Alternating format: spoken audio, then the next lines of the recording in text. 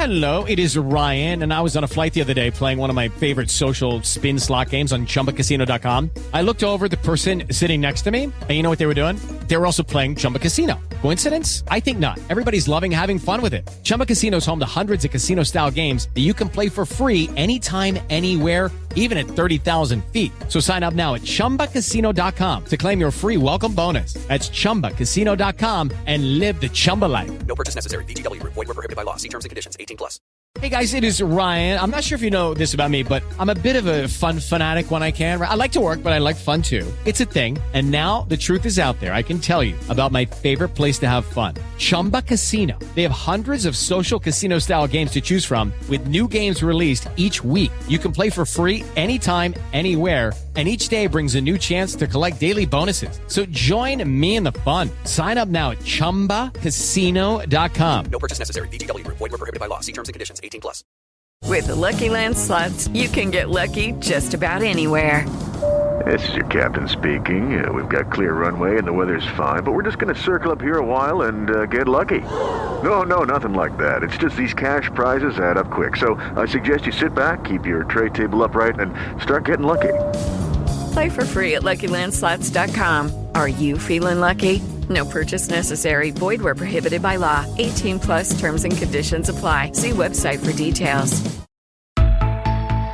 Hi, I'm Lauren Steadman. I am a para-triathlete for Great Britain and current Paralympic champion from Tokyo 2021. My name's George Peasgood, British para-triathlete and Tokyo 2020 silver medalist. Hi, I'm Claire Cashmore, British para-triathlete, and I got a bronze medal in the Tokyo Paralympic Games. They'll be there, and we hope you will be too. On August 6th, 2022, Swansea will play host to a standalone World Triathlon Para Series event. It'll be the first time ever the UK's hosted an event like it, and South Wales will welcome athletes from across the globe, along with many British para-triathlon stars, including medallists from the last Paralympic Games. The conditions were exceptionally hot. There was a sinking feeling in the gut. I was incredibly selfish, and I hate being that person. I'm just going to get that white line behind me, and then I can relax. That probably was one of the best races that I've ever had. It's such a proud moment when you do get to stand on the medal podium. This is a special edition of Anything But Footy, produced for British Triathlon, as we hear from Tokyo gold medalist Lauren Steadman, silver medalist George Peasgood, and bronze medalist Claire Cashmore. Shortly we'll hear more about those medal-winning performances, but first they look ahead to competing in Swansea at a history-making event. And here's Claire, who's also the athlete representative on the board for the South Wales event. Para-triathlon is being recognised as the incredible sport it is, and for all the investment to be going into purely para-triathlon and this standalone event, it is really exciting, and I think it is just going to showcase how great the sport is, and I really hope that we get an amazing crowd. I hope people come down and support us, and it just spirals into inspiring the next generation of athletes with a disability to get involved in triathlon. Having been to the venue and been to Swansea and speaking to some of the kind of organisers that are going to be hosting it, they're really excited as well, and I think there's going to be lots of different para sports on over the week and the weekend, and to kind of have that as a bit of a showcase event will be really good for the sport, and in a big city, big place, and hopefully we'll be able to get a lot of people down there to watch. And it being a standalone event, it's kind of all the attention and all the atmosphere is based on that. Most of the time we are kind of around an able-bodied World Series or able-bodied event. A lot of the time the people aren't there necessarily for us, they happen to be there, and that's really, they are good because people then start to learn, but then this is kind of going to be dedicated towards them people that really do help all the time, and then kind of be an opportunity for para-athletes or people with disabilities to come down and watch and kind of see what we do as well. For us to now not be sort of piggybacking off the back of, I guess, an elite World Series and to have our own race, I think that's super cool because it's all about the para-triathletes. It's not about the elites. Sometimes it's nice to be with that because you feel like you're in a triathlon bubble when you are with the elites and the able-bodied. But for para-elites to have their own race where it's all the attention is on us, all the focus is on us, all the preparation is on us, that'll make it nice, clean, clear racing. And good for GB because hopefully we get a few more allocation slots to race some of our development squad as well. It's good for them to get out on the World Series and see what it's like to actually race against the bigger guys. I mean, it's Wales. I'm hoping that the weather stays lovely. Wales has some cracking days. That would be really nice if we could get there and have a warmish race. It always makes the atmosphere and environment a bit more electric and buzzing. But I'm super excited because it means that those that didn't get to watch us race last year in Tokyo, so they can come and watch us. And yeah, it should be a great race. No matter what, a community of people with a disability getting involved, right from the elite end all the way down to people just wanting to take part. And that's the beauty of it. We've got the elite race in the morning, and then in the afternoon there's the Go Tri, and there's a Para Super Series race. Followed by the Ironman the next day, and bringing that all together is super exciting, and hopefully people will see that parasport happens on a continuum, year in, year out, and there's so many different ways of getting involved, and from all sorts of levels and all sorts of abilities. It's going to be a really good event down in Swansea, and I think a lot of European athletes are going to be coming across, and international as well. It's quite a big European scene, so hopefully we'll kind of get a really good spectacle of athletes racing and a lot of British people on the podium as well. Quite often we do our race and then we have to rush around afterwards to clear transition to do all of that because there's more races happening, and it's just not sole attention on us. So the fact that we get to be the sole focus means that people's attention is on the fact that, wow, look at these guys who are swimming, riding and running super fast, and they're either missing hands, they're missing feet, they're in a wheelchair. I think it's going to capture a lot of the audience. Lauren Steadman, the Tokyo gold medalist, along with fellow Paralympic medalists George Peasgood and Claire Cashmore. The 3 medals won in Tokyo were secured against a backdrop of real adversity. Here's Lauren, George and Claire again, reflecting on day 1 of the Para Triathlon programme in Tokyo, when things really didn't go to plan for their teammates. Dave Ellis and Luke Pollard, Alison Peasgood and Nikki Bartlett, Melissa Reid and Hazel McLeod, Fran Brown and Michael Taylor. They say time is a healer, and I think that's definitely true. It was quite a bittersweet weekend. Starting off with initially my boyfriend Dave Ellis racing the day before me in the visually impaired class, and unfortunately his chain broke. So, he was pretty much the gold medal hope, and then suddenly his chain breaking and he's completely out of the race, and the race being completely taken away from him is probably one of the toughest moments I've ever experienced and watched through my sporting career. So that was really tough, and quite an emotional roller coaster. The day before, I had the biggest race of my life. In Rio, I was actually on the first day of competing, so to be on the second day was a little bit different. And I was nervous about it, about watching everyone else racing, but we had plans of what I was going to do and things, and also it was going to be sit down and watch the race, and that's absolutely what I wanted to do. We those who were racing on the second day were in the team room, watching with either binoculars or on the TV, on live streams, etc. of the race, and hearing kind of what happened to Dave and Luke, that kind of gave us all there was a sinking feeling in the gut and in the heart for them.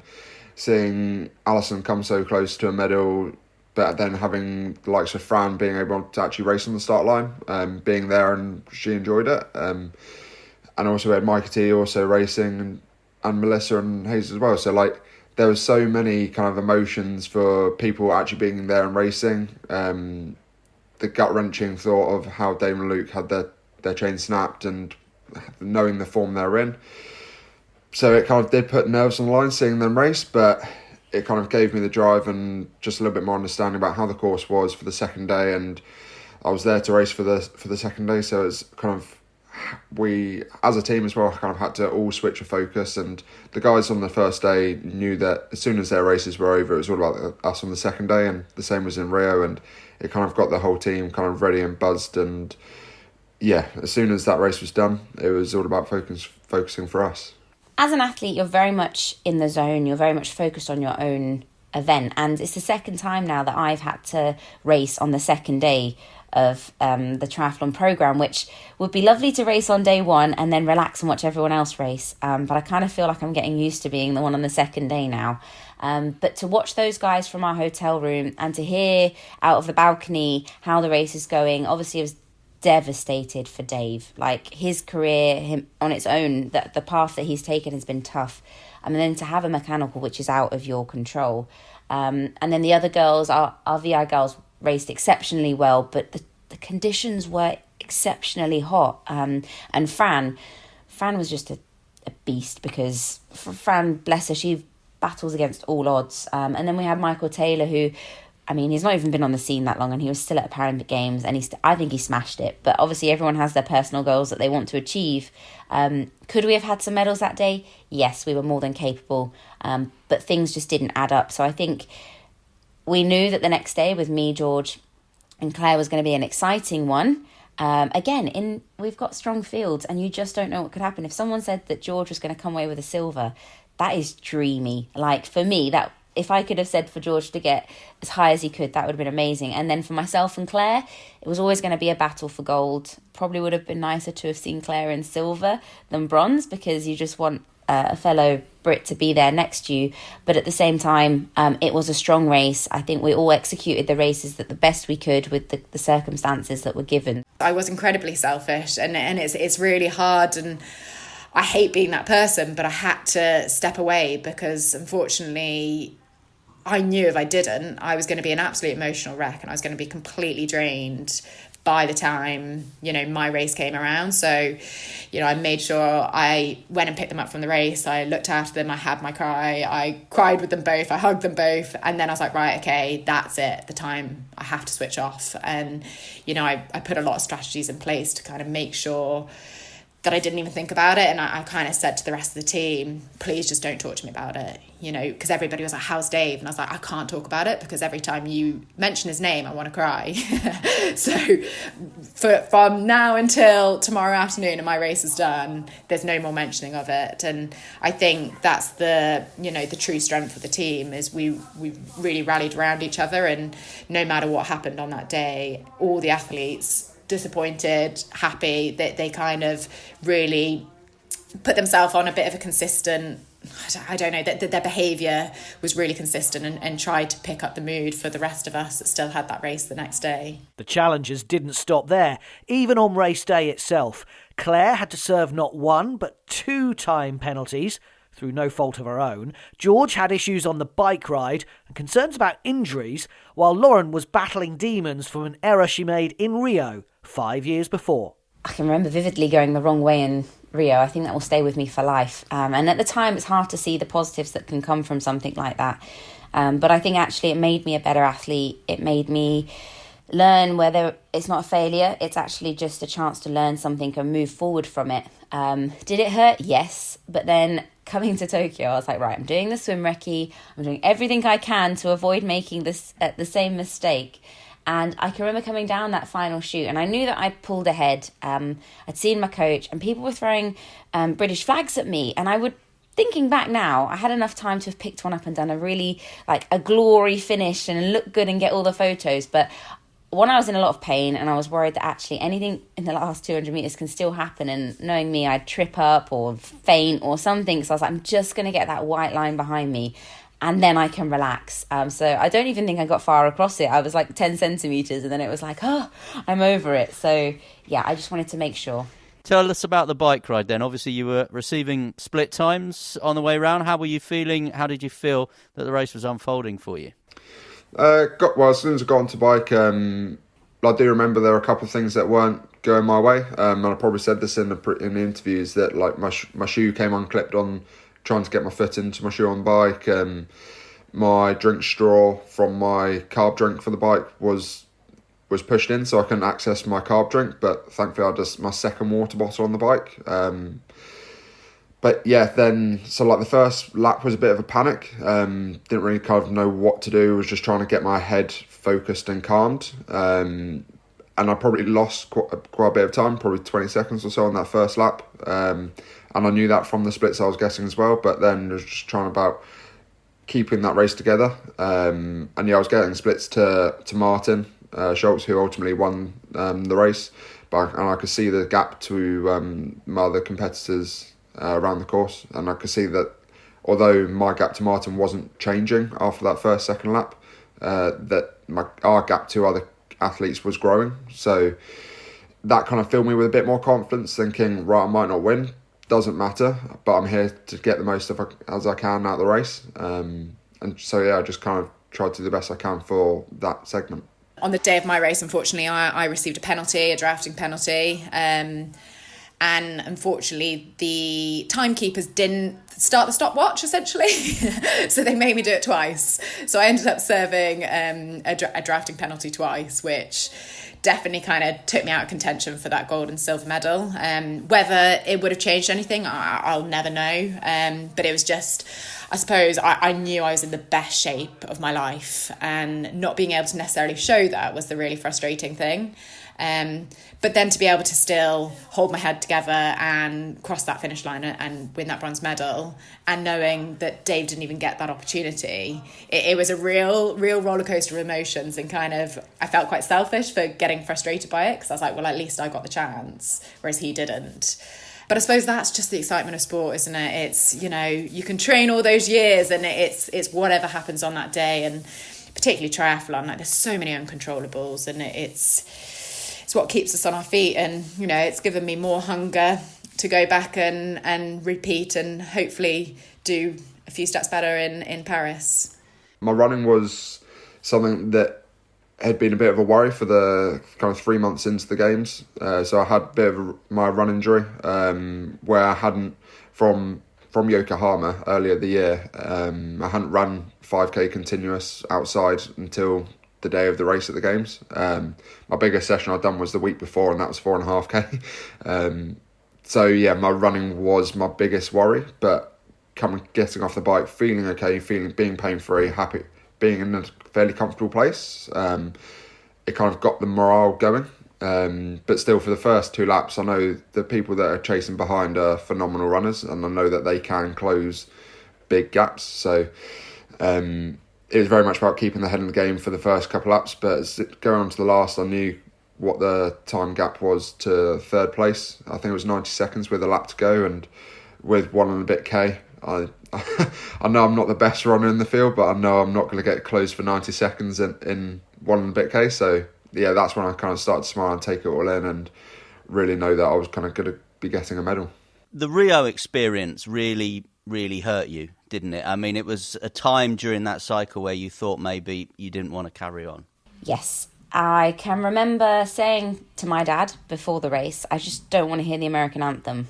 And then I had to stand there and listen to an American anthem. And although I was really happy with a silver medal, because it was my first Paralympic medal, I also knew that I should have been standing one position up, and being, having the gold medal placed around my neck. So I felt a lot of resentment, but at the end of the day, it was my own mistake, it was my own misplacement, so I couldn't be too hard on myself either, and I tried to come back from it. I did everything I could, and I think a lot of people probably wouldn't have come back with a silver after making such a big mess of the first initial part of a triathlon, but I was super proud of that. But then 7 months after, I just didn't do any cycling, any running, any swimming, did nothing, really just stepped back from the world of triathlon, the world of sport, probably felt resentful, just didn't want to do it, disconnected. And then my coach rang me and he was like, what are you doing? He was like, you're not finished yet. You have the best engine I've ever seen, and I think you should just go one more. He said, if you can trust me and place all your faith in me, I'll get you there. I was like, do you know what? I'm at the Paralympic Games and I'm going to enjoy this moment. It only comes around every 4 years. The last few years have been pretty, rubbish, and I feel so unbelievably grateful to actually be here and actually being able to race with everything that's going on. And so let's soak this up. And honestly, the crowd were incredible. And even though it was a bit of a testing hour, it was also an incredible hour, and just being able to really appreciate all those people cheering you on that run, especially as we thought there was going to be no crowd there. So yeah, and I think that's one thing that COVID really taught us, is just to be so grateful and gracious, and everything else, and just expect the unexpected at all times. So I think it definitely helped me deal with the situation. So against that backdrop, it was still the greatest day in para-triathlon history for British Triathlon. 3 athletes on the podium, a gold, silver and bronze medal. In a moment, reflections from Lauren and George. But first, here's Claire again. My tears were definitely rolling. I think when you've worked, 5 years for something and it doesn't necessarily go the way you want, but then you've got all these emotions of my family not being there, what had happened to Dave, but also I was so grateful that I still got the bronze medal. So there was just so much going on that I remember just standing on the podium and just crying. And I was like, Claire, stop crying, like, come on. And the more you try to stop, the more you do it. But no, it was absolutely incredible to be able to sing the national anthem. Unfortunately, we had masks on, but I was blurting it out with all my heart. It's such a proud moment when you do get to stand on the medal podium and you're wearing the Paralympics GB tracksuit and hearing that national anthem, even if it's for you, your teammate, whoever it's for. It's an incredibly proud moment to be part of, and it's one that I will remember forever. One of my Christmas presents from my parents was one of the photos of me coming down the blue carpet, where I was pointing towards all the athletes and staff that the athletes had raced the day before and the staff that had been helping out, and I was able to kind of see them and make eye contact and just embrace the joy with them. The commentator on the day described it as the race of your life. Is that just hyperbole, or would it be an accurate description? There are probably more races where things have gone kind of pretty perfect for me. But in terms of like outright result and on the day performance, considering kind of my injury and how things had been, like that probably was one of the best races that I've ever had. But there are other times I can think of where things have kind of gone pretty smoothly, and there haven't been things that have gone wrong there, and I've probably just not been as fit, so I've not been up there in terms of medals and been winning. But that's what we all strive for. We all strive for that perfect race, and there probably isn't going to be that perfect race, but I'm happy with that. Your Instagram profile picture is you on the podium. I've never seen so much joy contained in one photo. You've got this huge grin, your eyes are shut, your head is tilted towards the sky. What do you remember about that podium moment and that picture? I definitely don't remember doing that, but the photographer got it, and I actually, when I look at that picture, I see the cheeky little girl who was probably, 6 or 7, and asking for some sweeties from mum and dad. That's how much it meant to me. There was mixed emotions being on that podium. I didn't really think that not having any crowd or my parents there or supporters would affect me until I crossed that line, and I turned around to the grandstand and I thought, that's the one moment I finally think I realised I let go of all the race prep and wish they were there. And the same on the podium. I had my coach there and he means just as much to me. But yeah, in that one moment, my mum and dad would have been super proud, because when I won my first world title, my aunt and uncle, my uncle who inspired me into triathlon, and my grandparents were still around. And I remember that was the first time I won the world title. So it would have been lovely to have had everyone there. And the reason I was slightly looking up was because I had run that race for my grandparents as well. Last time they were both here, and I only delivered silver. So I feel like, not that I let them down, because they'd always be proud of me, but they didn't get to see me get the gold. So that's why I'm slightly looking upwards. Lauren Steadman, George Peasgood and Claire Cashmore, with Michael Waydock asking the questions. This has been an Anything But Footy production for British Triathlon. For more information about the World Triathlon Para Series event in Swansea on August 6th, 2022, go to britishtriathlon.co.uk. paralympicsgames.org. People should come, be part of the event, they should support, they should get to know the athletes, because what's cool about para-triathletes is everyone has an awesome story. There are no limits. People will find a way. It's just having the want to do it. Hopefully the sun will be shining, we'll get good weather for the day. It should be a really good one. It is going to be a fantastic day, and I think people will really enjoy it, and people will see the sport for what it is, and the excitement that goes on, and all the unpredictability of the sport. So make sure you come down, come and watch, get involved, do whatever it is you want to do, but be there, and we can't wait to see you. It's just really awesome to watch and motivating. Sports Social Podcast Network. Hey guys, it is Ryan. I'm not sure if you know this about me, but I'm a bit of a fun fanatic when I can. I like to work, but I like fun too. It's a thing. And now the truth is out there. I can tell you about my favorite place to have fun. Chumba Casino. They have hundreds of social casino style games to choose from with new games released each week. You can play for free anytime, anywhere. And each day brings a new chance to collect daily bonuses. So join me in the fun. Sign up now at ChumbaCasino.com. No purchase necessary. VGW Group. Void where prohibited by law. See terms and conditions. 18+.